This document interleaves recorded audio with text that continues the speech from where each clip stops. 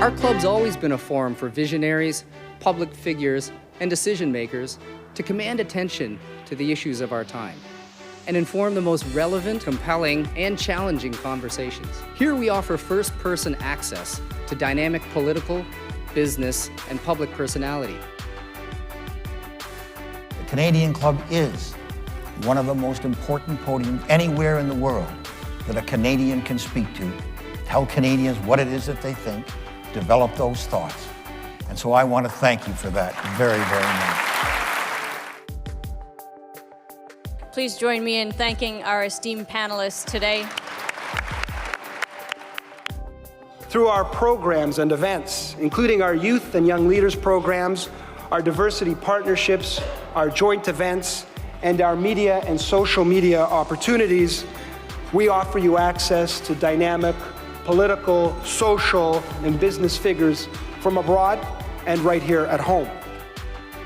The platform from which the eloquence of Canada has flowed all of that time, whether it be business, education, politics, sports, arts, and culture. If someone wants to say something to Canadians about this country and about the future of this country, this is the venue you choose.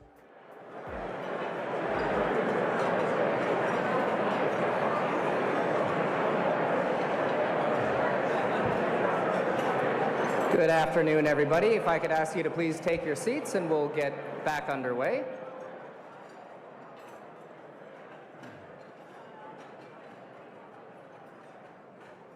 I hope everybody had time to have a spot of lunch. I know it's a really active room, a really full, buzzy crowd, so it's really nice to see us packed to the rafters here.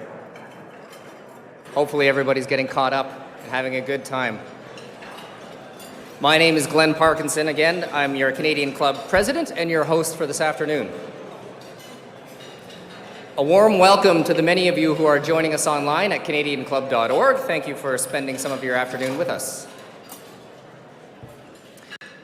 Now, before we get started, I'd like to acknowledge the support of our sponsors who make our events possible. Today's event is sponsored by Agnico Eagle and CPA Ontario. Thank you for your generosity.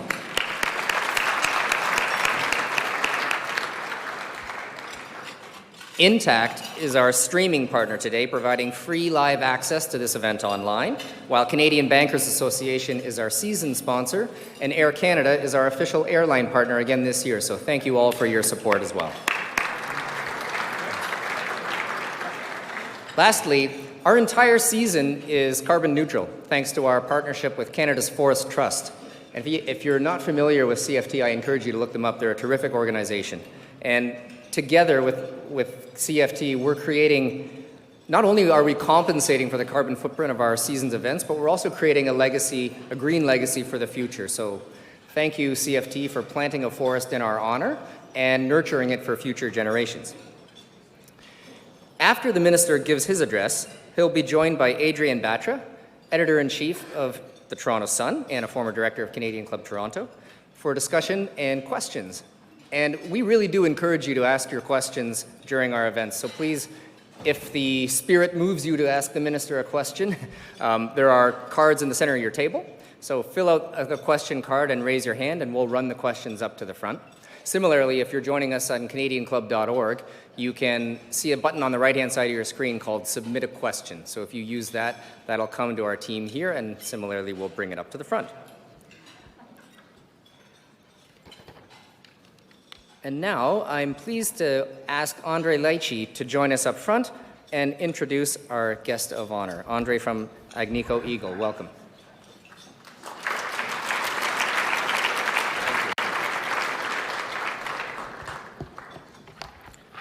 Thank you, Glenn. Thank you to the Canadian Club for this opportunity. It's my pleasure today to introduce today's speakers. No stranger to the mining industry. His government is putting in place policies that will unlock Ontario's vast mineral resources, for which we are thankful. Thank you, Minister. Ontario's mining sector is world-class. It's creating tens of thousands of high-paying jobs and contributing to our long-term prosperity. It is also making major contribution to economic reconciliation with indigenous peoples and the production of critical minerals essential to the energy transition. A true Ontario success story, Agnico Eagle Mines started in cobalt almost 70 years ago and has grown to become the third largest gold producer in the world.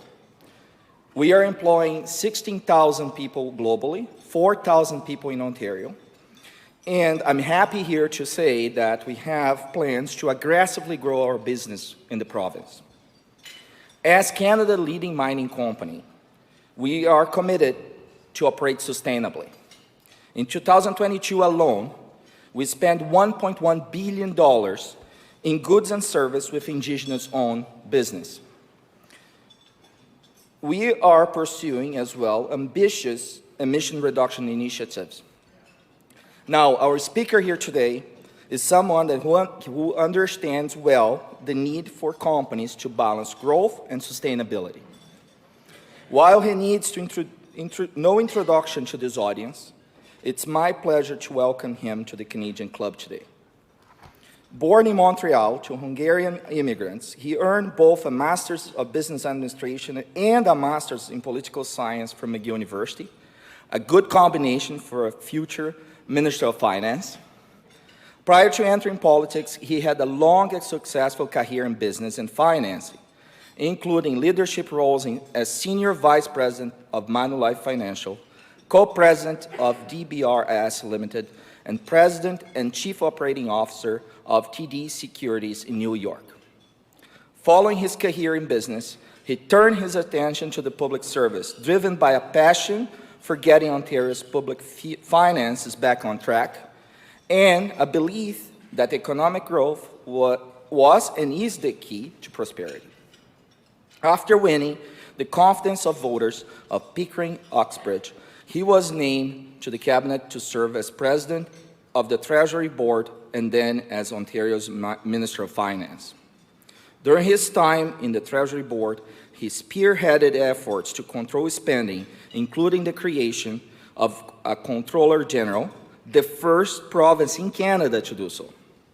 As Minister of Finance, he presides over an annual budget of over $200 billion and carefully balances the need to provide critical social service to families and communities with the need for policies and investments to secure our growth and long-term prosperity.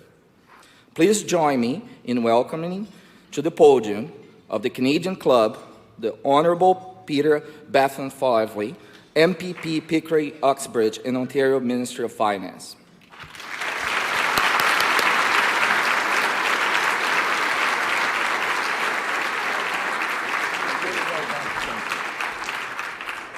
Well, thank you so much, Andre, for that kind introduction. It's great to be here again. My seventh time. That's hopefully there's some frequent flyer Canadian Club points that I don't know how I'd cash them in. And I'm looking forward to the questions.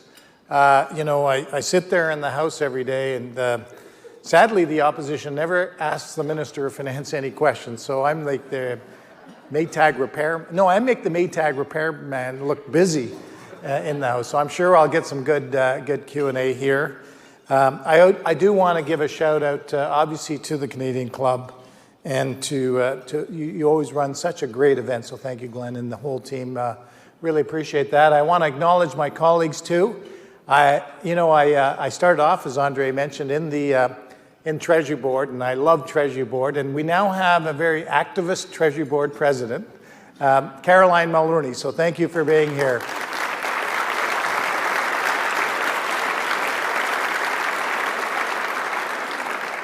Does an incredible job, hitting the road running, and was a great minister, not only Attorney General, but Minister of Transportation. And she's ably assisted by her parliamentary assistant, who is here today, was my parliamentary assistant for a period of time, Rudy Cozzetto. So thank you for being here, MPP Rudy Cozzetto.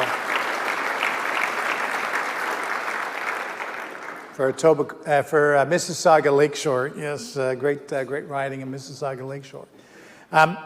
Folks, when I look around this room, and great to see so many people here, I see a group of people who understand what our government means when we talk about building Ontario. You know, last Thursday, I stood before the people of Ontario to provide an update on how our government is doing just that. And we're building a strong Ontario together. Nous bâtissons un Ontario fort ensemble. You know, Ontario is growing. We're seeing a record number of newcomers call Ontario home. And, you know, we mentioned, Andre, that my parents, they're Hungarian refugees, you know, came because of World War II, and they were able to raise a family, to find jobs, to have a great career in Ontario and in Canada. And I want the same thing for anybody who lives here or who's coming here. Businesses as well need to be supported, and they're opening right across the province. And jobs, good jobs, not just jobs, but good jobs with bigger paychecks are being created. And while all of this is good news, it can't be taken for granted, especially amid heightened economic and geopolitical uncertainties. Now more than ever, it's important to remain fiscally disciplined, responsible, and flexible so that we can emerge from these uncertainties stronger than before. And folks, maintaining a path to balance is a key part of that. And we're projecting to balance the budget by 25-26. However, due to a slowing economy impacting revenue and increasing our flexibility, we've had to respond to these risks. Our government is now projecting a $5.6 billion deficit this fiscal year, and in 24-25, a $5.3 billion, followed by that balanced budget. You know, as we deal with this uncertainty, our government will never hesitate to do what is necessary to support the people and businesses of Ontario. And you saw that through COVID. And maybe I should address the elephant in the room. And you probably are wondering, how am I sleeping given all this uncertainty? And maybe some of you have heard this before, because I said this on CP24 last week, but you can rest easy. I'm sleeping like a baby now. I wake up every 2 hours and I cry. My staff says, you can't use that anymore. You did it live on CP24 last week, so you got to stop. But I can't help myself. Look, 500,000, almost 500,000 people came to Ontario last year. Almost 500,000 are on track to come again this year, 2023. Think about that for a second. That will mean that about 1 million net people will grow this population. We'll get over 16 million people. That's just in 2 years. And 5 million more in the next 10 years. You know, I was thinking, I looked up Florida and Texas. The Premier always mentions Florida and Texas. Two of the fastest comparable sized, the two fastest comparable sized states that are growing in the U.S. You know, Texas is growing by about 1.5%. They're just over 32 million, about 400,000 people. Florida is growing by 1.9%. That's also around 400,000 people. You know, think of, we're growing at 500,000. We've got a smaller population base. 3% is our growth rate. There's no other jurisdiction consistently growing that fast. People want to come to Ontario. And we have an obligation, as our populations grow and our communities grow, that we make sure that we have the infrastructure in place. Because our existing infrastructure is becoming strained, and growing communities need more critical infrastructure. We inherited an infrastructure deficit in this province. It's one of the reasons that I ran for political office. One was fiscally, second was economically. And you can't have economic prosperity, folks, productivity, without proper infrastructure. And we need to build even more. That's why we are continuing to deliver on an unprecedented $185 billion 10-year capital plan to build the most ambitious capital plan in Ontario's history. I think probably one of the most ambitious capital plans in the history of North America. But even with this historic investment, folks, we need to build more. Ontario taxpayers alone cannot shoulder this cost. Les contribuables ontariens ne peuvent pas, eux seulement, assumer ce coût. Which is why we announced the new Ontario Infrastructure Band, modeled on similar institutions and jurisdictions around the world. The Ontario Infrastructure Bank will attract pension plans and municipalities and other trusted institutional investors to help finance essential infrastructure that would otherwise not get built. This will be arm's length to the government. The bank will leverage those investments by public sector pension plans and other trusted institutional investors to help fund large-scale infrastructure projects that are so critically needed right across the province. The bank will have a focus on building long-term care homes, affordable housing, and major infrastructure in the municipal, community, energy, and transportation sectors. You know, Canada is renowned for one of the strongest pension systems in the world, including the Maple 8. And if anyone is here from IMCO, in fact, I think one of the board members, Jeff Belcher, is here from IMCO, which is the Investment Management Corporation of Ontario. I think that's what IMCO stands for. Don't like acronyms. Well, we have something called the Maple 8, which is the largest 8 pension funds in Canada. I'd like IMCO to be the Maple 9. And let's give Jeff. I'm giving you the heavy lifting. We've heard from these funds, like IMCO and Ontario Teachers and many others across the country, that they are looking for more opportunities to invest workers' savings in Ontario. And through the Ontario Infrastructure Bank, they will be able to do so right here at home. Our government is also empowering municipalities to unlock more housing opportunities. The new $200 million Housing Enabling Water Systems Fund, I know that's a mouthful, but just think of water systems, will help ensure the water infrastructure necessary for new housing developments to get built.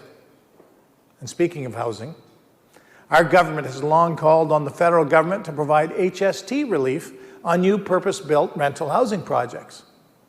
And in September, we welcomed their decision to answer our call. And last week, our government confirmed that Ontario will do its part and remove the provincial portion of the HST on qualifying purpose-built rental housing.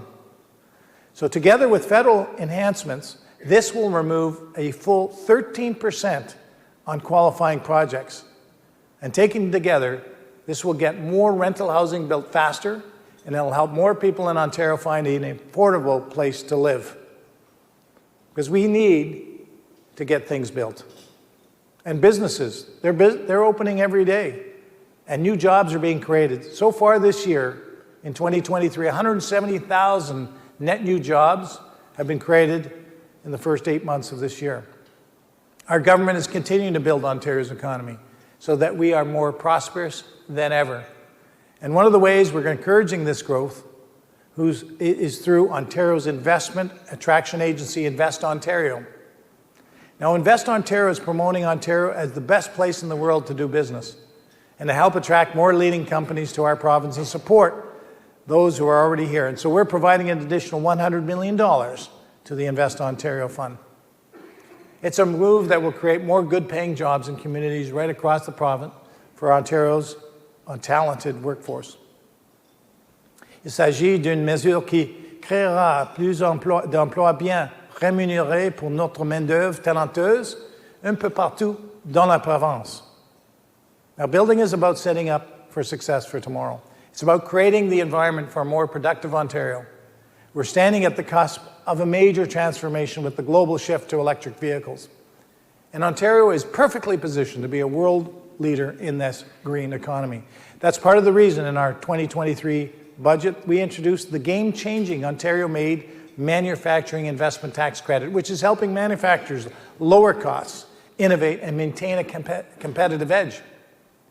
We're unlocking the economic potential of Ontario's critical minerals in the north, and I'm very encouraged by Agnico looking at critical minerals. They're right here in Ontario, in Canada. We don't have to go to China.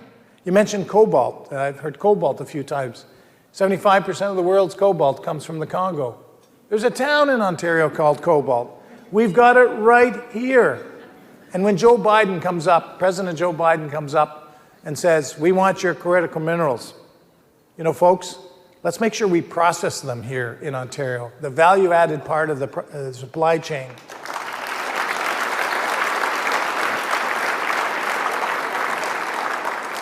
You know, Ontario is punching above its weight Let's continue to do that. And while I'm on critical minerals, I can't help myself, I'm a little off script. You know what we have to do, and through the leadership of George Peary, our Ministry of Mines, who put through legislation last year, we can't wait 15 years for permits to be issued or a time frame to get to a maybe. We need to get shovels in the ground faster in our mines. The process is so critical, as well as the infrastructure. The infrastructure has to be there. You can't just helicopter into a mine. We've got them here, more than ever in the world, critical minerals that go and should be processed here in Ontario. They'll go into the battery manufacturing plants right across this province in southwestern Ontario and to the assembly lines. We'll have the most robust electric vehicle production capability next to China, and let's go after China. Let's make it even bigger than China. We can do it right here in Ontario. So and that's why in the fall economic statement that I'm sure you all just watched, were riveted to last week, but just in case you missed it, our government was pleased to announce a proposed enhancement to the Ontario-focused flow-through share tax credit. And this enhancement will stimulate exploration and keep us on the path to attracting landmark investments in the auto sector and beyond. Now, none of this happens without supporting the people doing this work. Building Ontario means all hands on deck. Ontario is fortunate to have a world-class workforce, and our government is working for them. Our government has made major investments to grow the skilled trades. And now we're going to help those workers plan for retirement. Notre gouvernement a fait d'importants investissements pour développer les métiers spécialisés. Et maintenant, nous allons aider ces travailleurs à planifier leur retraite. Previous governments overlooked and undervalued target benefit pension plans by refusing to put a permanent regulatory framework in place for these plans. And our government is changing this. We're proposing a much-needed new permanent framework for target pension benefit plans. This new framework would help to protect the retirement security of workers while making a career in the skilled trades even more attractive. Now, folks, while the road ahead will not be easy, we should all feel confident about Ontario's economy, its workers, and its people. Bien que le chemin à parcourir ne sera pas sans embûches, nous devrions tous avoir confiance dans l'économie de l'Ontario, dans ses travailleurs, c'est dans sa population. As I said last Thursday, we have seen what the people of Ontario can accomplish when we come together. Together, we can overcome any obstacle. Together, we can face this uncertainty and ensure long-term economic prosperity for this province. And together, we can build the critical infrastructure we need to support our growing communities. So, folks, we can build a strong Ontario together. Thank you very much.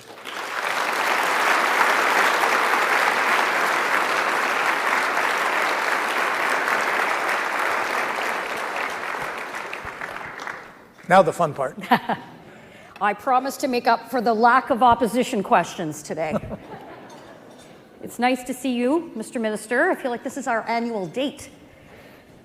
Yeah, we do this every year, yes, don't we? we pretty much do. So again, thank you to the Canadian Club for hosting this at such a critical time and such an important juncture in our country, our communities. The issue of affordability is everywhere.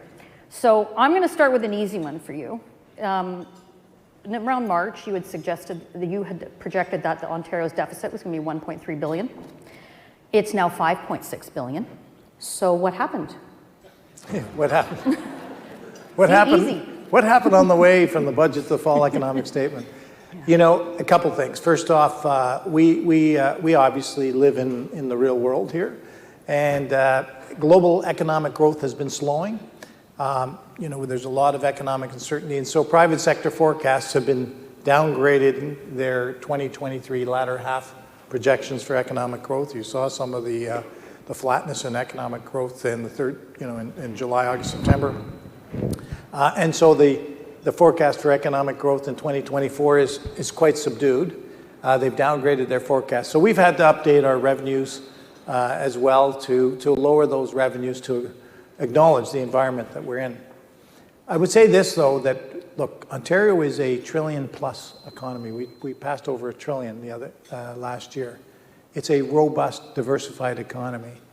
We're not immune to these global economic forces. We're not immune to global economic and geopolitical risk. But we are positioning ourselves to have the flexibility to be able to address any risks that come around the corner. And yeah, we pushed out our budget balance for 1 year, but it's only 365 more sleeps before you get a budget to balance. And why is that important? I think it's so important because, number one, you know, our borrowing has come way down as we're on our path to, and Gadi Mayman, CEO of OFA, Ontario Financing Authorities here, and his team has done a great job in tapping global markets and issuing long-term bonds. Our interest expense actually is the lowest relative to revenue that it's been since the 1980s. Now think about that. We're borrowing less, we're getting close to balance, we're borrowing less, and so we're spending less giving money to bondholders. So I can either pay down debt with those savings or I can reinvest in critical infrastructure, but at least I have an option. Number two, I think it's so critically important that you have the capacity. You don't know what's around the corner. When we did our budget a couple of years ago, you lock in the numbers, you send it to the printers, and then you hold your breath for about 3 or 4 weeks. And a couple of years ago, after we had locked it in, Russia invaded Ukraine. You know, we did the fall economic statement, and then Hamas, you know, had a terrorist attack on Israel. You know, you have to build in a bit of, you know, cushion for what's around the corner and have the fiscal firepower. Thirdly, you know, I don't think our legacy to the next generation should be a lower standard of living. You know, if you aren't fiscally responsible, what you're really saying is you're going to put on higher taxes and cutting spending to the next generation and a lower standard of living. Is that the legacy that we in this room want to give to the next generation who invested so much, the last generation, so we could live in freedom and democracy? So that's why I think it's so important to stay on track. So on that issue, everyone in this room either is dealing with or knows somebody dealing with in their company or in their personal life that simply just can't afford all of those things that you talked about in your speech about creating homes and creating opportunity, building in that infrastructure. Ontario has become the most expensive place in Canada to save, and by extension in North America. Very expensive. You can't save for a home as interest rates continue to rise, and inflation is hitting every single one of us. Not the least of which, and it's good to acknowledge the 6% that the Ontario government is able to service the debt. The feds are at 10%, and then, you know, to you in the prudent planning for that. But what is it that your government has done to acknowledge and address the issue of affordability? A government that was elected in 2018 for the people, to support the little guy, gal out there. What tangible have you guys done to address that? How much time do we have? Well, not much, so you better give me the Coles Notes version. We've done a lot. Because I do want to take some questions from the audience. Yeah. I have excellent questions, but we do want to give you an opportunity. I don't need to capitalize the entire time. Go ahead, Mr. Minister. Emily from my press secretary always says, Minister, you got to shorten them up. Okay, I'll try my best. So we've done a tremendous amount. There's always more to do on the affordability front, but I think about things like moving early on the gas tax. That's 1.5 years ago that we lowered it by 5.7 cents, you know, combined with other things we've done. That's 10 cents a liter. You know, when you go to the pumps, every time you're paying 10 cents less than you would otherwise would. Now think about the farmers who are growing that food. They're using energy inputs, or the truckers and you know, the people who are shipping the food and the people who are distributing the food and ultimately to us buying the food. And that's why last Thursday and Friday, I did, I think, 25 TV and radio interviews. I then pivoted to the federal government. You know, this carbon tax. Now, we all believe in climate change, and we all have to do our part. But right now, you're picking a part of the country, Atlantic Canada, who's predominantly heating oil, and forgetting about Ontarians, where 97% are natural gas. They need a break. So we're doing our part. They got to do their part. Okay. We can all agree on that. It's unfortunate the vote in the House didn't go the way it should have yesterday, but nonetheless, Can I just say something? How weird was that to have the NDP and the Conservatives supporting each other and hugging each other? And then the And then the separatists and liberals and the separatists who are trying to break up this country hug each other and we'll go It's together. strange times we live in. There's no question about that. I want to pivot slightly to your fall economic statement, specifically on the Ontario Infrastructure Bank, which you just recently announced. You've earmarked $3 billion to get that off the ground. The challenge we have, not only in Ontario, but in this country, is actually getting things built. We have an infrastructure bank at the federal level, and at the risk of offending anybody in this room, as I know certain people are here from the Canada Infrastructure Bank, the challenge has been there hasn't been much to show for it. And they've had some challenges themselves, and we won't relitigate all of that. You can just read the Toronto Sun and see it in there. Why do something like this? Why, at this time when there's very negative connotations with banks and refinance and all of that, why do something like this, create this new level of government, new layer of bureaucracy, when it could just be done through either your ministry or the private sector? Why? Yeah, the taxpayer, first off, the taxpayer is funding $185 billion of a 10-year capital plan. The largest, as I mentioned in my remarks, I think that's the largest, probably one of the biggest since the World War II. So we're with taxpayers funding it, but there's other ways to fund it. And let me tell you, I know this Canadian Infrastructure Bank got off to a slow start. We're going to get off to a very fast start. We've learned from their process what worked well and what things they might have done differently. So we've used that. Number two, in the last couple of years, the Canadian Infrastructure Bank has done $28 billion of transactions that otherwise would not have, for deals and infrastructure, that would not have gotten built. And let me tell you a third thing. It's not just 185 billion. We got to build way more. When you grow your population by, that's just 2 years, 1 million people, net growth. We need a heck of a lot more. And I know the frustrations of people who are building it. And by the way, pension funds think this is a great idea. Municipalities came out and said this is a great idea. Labor unions, here you go, the conservatives and labor unions locking arms, and they say it's a good idea. But I talked to a president of a university this morning, and he was saying they're doing stuff that they need to build faster. They have a student housing project that took 10 years to get a shovel in the ground to get going. And they want to build more student housing. He said, would you be interested with your new bank doing student housing with us? So revenue stream, but we got to build student housing like double, triple, quadruple what we're getting, and we can't wait 10 years to do it. So it's going to get deals done that otherwise wouldn't get built, get them built faster, and get them, we've got a lot of the best institutional investors on the planet right here in Ontario. You think of OMERS, you think of teachers, you think of HOOP, you think of the CPP, and guess where they're investing infrastructure? Australia, Germany, UK. They do stuff here in Ontario.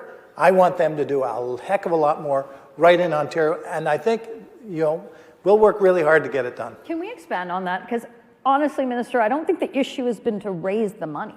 There's plenty of opportunity to raise the money. It's actually getting something built. And I'll give you an example. Recently, it has been discussed about the ministerial zoning orders that have been put out. There have been nearly 100 that your government has done in the last nearly 4 years. Part to build long-term care facilities, and part to build homes. And then this significant crawlback on the green belt. Not only how much has that delayed plans to build, but all of these issues aren't necessarily about raising the capital, it's about getting things done. Part of it is delayed by lawsuits, part of it is delayed by political considerations, but how do you turn around and say to the pension plan, give us money when we're actually going to get something done? Yeah, it's not that. I spent my whole career in capital markets. I think, I get asked this question by the press quite a bit. Are you just announcing this thing or that thing to change the channel? Folks, the only channel I know is the channel to move this province forward. I get up every morning thinking about how can we get this school built? How are we going to get this hospital built? How are we going to get that student housing built faster? How are we going to open up the Ring of Fire faster? We put money aside for infrastructure. We got to work, and First Nations are doing a fantastic job leading the process, but there are so many, there's always people trying to slow you down in the system, and I'm not pointing fingers at any one particular group, but the power of not getting it done is quite great in this province, and inertia. So my job, and I get up, and I know my colleagues, and I know the Premier gets up every single day, and we think, okay, how can we advance building Ontario? Because this is a bit like after World War II. We've got a nation-building moment in front of us. And I don't think I'm being too dramatic in saying that.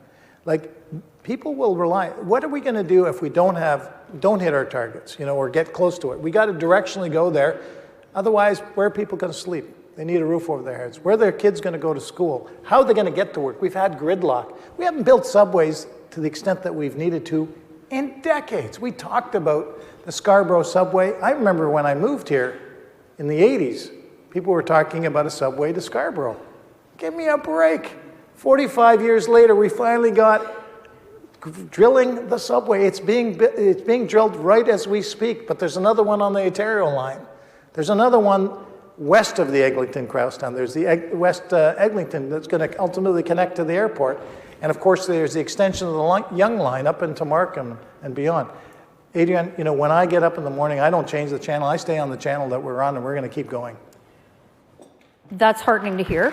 It's good that somebody is focused like that. But I'm glad you brought up the issue of subways and infrastructure and the like. I think everybody in this room probably is frustrated by the Crosstown LRT, and I know Minister Mulrooney's probably very happy she's no longer the minister responsible anymore. She's been smiling ever since she got in the trade board. I want to ask you about the recent reports. We've all reported about the potential that the City of Toronto is not going to be able to afford to operate the Finch LRT and the Crosstown, and that the province of Ontario is going to have to take over operating those lines. So is there any validity to that? I got to tell you, my deputy minister is co-chairing the working group with Toronto. We're rolling up our sleeves. We're working hard to find solutions. We got to start with acknowledging what are the challenges, and infrastructure is one challenge in Toronto. One of the reasons that building took 10 years to get a shovel into the ground for student housing was NIMBYism. Don't underestimate the power of NIMBYism. And so I know that if you work together, not just municipalities and provinces, but a federal government has to be a partner to get it done. You look at the immigration, that's a federal responsibility. And then a lot of them come here to the GTA. And it's not just Toronto and Pickering and Mississauga and now London and various parts of Ottawa. They're here because they want to live here. We have an obligation to take care of them. So I look at things like the Crosstown or others that you just mentioned, the LRT. Then you get in a room and you try to solve these things and you have a plan. I'm very confident that we'll get through all those. There's some hard work to do with the City of Toronto. There's going to be some very difficult and uncomfortable conversations, but I can tell you this, we are going to work through it and we're going to get it done. I think it's a big part of it is about accountability, and I think that the public doesn't feel that there's been that level of accountability in it. Well, maybe the new minister will get some answers, but nonetheless, it's such a critical part of getting people moving as we have more and more people moving to the City of Toronto, the province of Ontario. We have majority of the immigrants that are coming to this country are coming to Ontario, and so we need them to move around. We need them to live somewhere. We need the jobs for them. So in the last few minutes that we have left, you and I have talked about this before in terms of the province having more of a say in terms of in the immigration system, and the type of immigrants that we need here, that we need in Ontario, for example. Where are those discussions at with the federal government is one question. But even more broadly, story after story, day after day in the media, we are covering that we have students that are homeless. We have a homeless issue. People living in their cars. They have a job, but they're living in their cars. Minister, we are at a critical time. It's weighty issues. How are we addressing this? Yeah, no, all fair questions. And, I will say, you touched upon a few things. You go up and down in polls, but when we're back up over 40%. So I think we're doing something right. Number two, I would say that there isn't always a single bullet, a magic bullet that gets everything done. And you mentioned affordability. We moved early, and we also focused very much on the most vulnerable. So we increased the ODSP, Ontario Disability Support Payments, by 5%, one-time increase last November, and then this July, the first time a government had ever indexed ODSP payments to inflation. So they got indexed up 6.5%, 12% in the last year for people, some of our most vulnerable. We changed the earning exemption, so for those who can and want to work, that they're able to increase their earnings from $200 exemption a month to $1,000, so they keep their benefits and have more money in their pocket. I think about minimum wage that went up to $16.55. Folks, that was a 6.5% increase, which followed a substantive increase before that. And because of our low individual family tax rebate credits, Ontarians, low-income Ontarians, pay the lowest personal income tax in the land. Obviously, I mentioned the gas tax. It touches so many different aspects of life.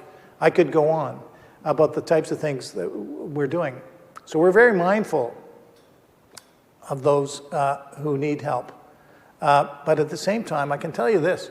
I don't believe that we can afford the world-class education, healthcare, social services, unless we have a focus on economic prosperity. Economic prosperity drives more wealth creation, innovation that allows us to be able to afford these services and the healthcare. And I'm absolutely convinced we've got the best workers, we've got the best education system, we've got a great healthcare system, and that we can beat anyone on this planet. And Ontario is going to just move even more forward in the next years to come. Certainly something that a number of people in this room are thinking about, of course, is when you grabbed some headlines in the last couple of weeks saying that you need to meet with the finance minister federally to talk about Alberta's plan to leave the Canada Pension Plan.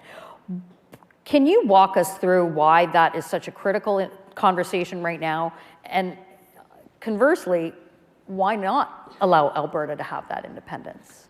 Yeah, so if some of you may not know, Alberta in September said they wanted to leave the Canada Pension Plan. And we talked about it, and as a team we said, we didn't see anything coming out of Ottawa other than a few statements saying, we want you to stay. So I said, let's meet. Because I think something like the Canada Pension Plan, when I bring it back to my parents who came from war-torn Europe and Hungary, one of the things about Canada is stability. And that Canada Pension Plan is a symbol of stability. You don't have to worry about it. It's going to be there. Actuarially, it's solvent for 75 years. To me, that's a hallmark of Canadian federalism. And I think that's something worth fighting for. So that's why I asked the minister for a meeting, and she agreed within 24 hours. And it was a good opportunity that we met last Friday, and I could also talk about the carbon tax. Sadly, that hasn't gone anywhere yet, but maybe time will tell. Last question to you. Give us a bit of crystal balling. I know no finance minister wants to do that. That's a tricky thing to do. And we're going to keep the tape, especially. We're going to remember this, whatever you say. But let's look down the road. Global instability, rising cost of building, rising interest rates, unaffordability remains the #1 issue for Canadians, for people, frankly, all around the world. Cost of goods going up and up and up. And yes, the carbon tax is a contributor of that, for sure. How are you looking forward in terms of, we hear from the economists there's not going to be a recession, there might be a recession, we're already in one, but not quite, we're playing footsie with it. You wake up every 2 hours looking at these numbers. Give us something to be optimistic about.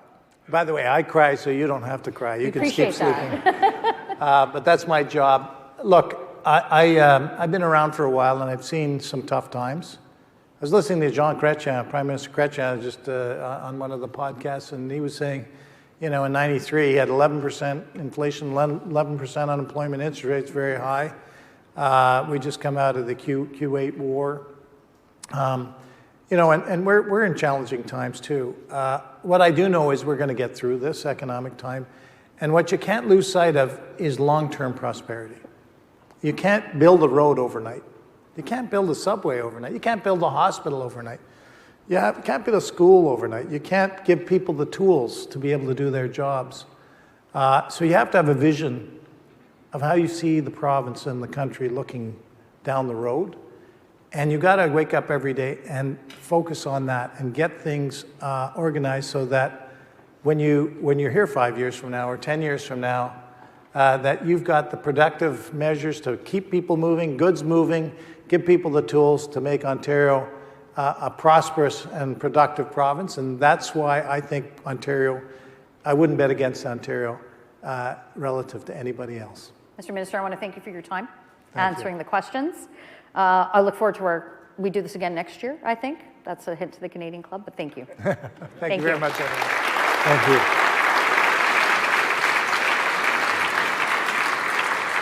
Thank you. And we would certainly welcome you back again year after year. Thank you, Adrian and Minister. And I think we could have gone another hour because I think the power of not getting things done can really be around us if you focus on it. But we really need, as Ontarians and Canadians, the injection of energy and passion and vision that you bring to us. So I do thank you for sharing that with us today. And on behalf of the club, thank you, Minister Bethlenfalvy, for taking the time with us this afternoon. And I think I speak for all of us when I share that I hope sleeping like a teenager is in your future at some point soon. And Adrian, we appreciate your excellent questions, as always, as advertised.